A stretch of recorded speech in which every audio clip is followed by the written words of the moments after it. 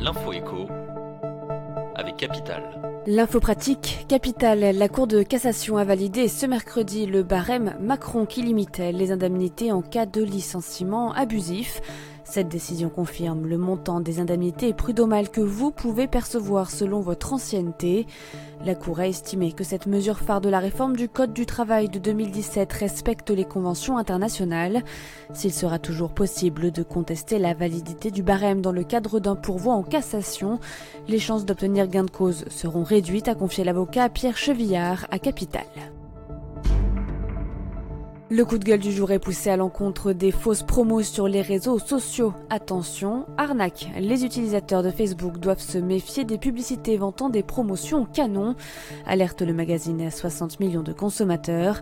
Ces offres particulièrement alléchantes apparaissent sur le fil d'actualité des internautes et leur proposent un lien vers une plateforme. On trouve sur cette plateforme toutes sortes de produits à des prix imbattables. Malheureusement, une fois l'achat effectué, la commande n'arrive jamais.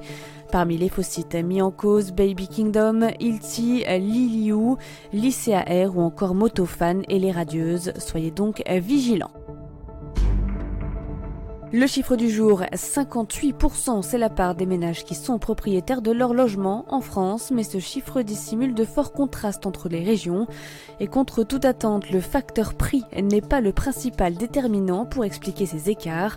En témoignent les analyses de CM Analytics sur les 50 premières villes françaises où moins de la moitié des ménages se trouvent être propriétaires de leur résidence principale, alors que les tarifs varient du simple au quintuple.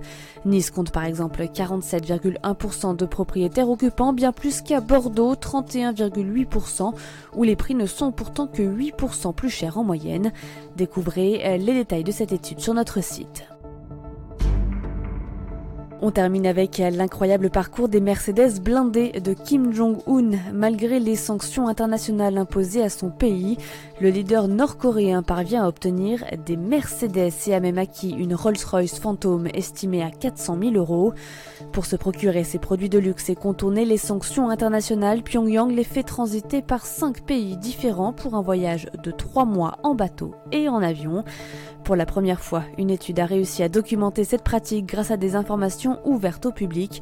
Retrouvez tous les détails sur capital.fr. C'était l'info écho avec Capital.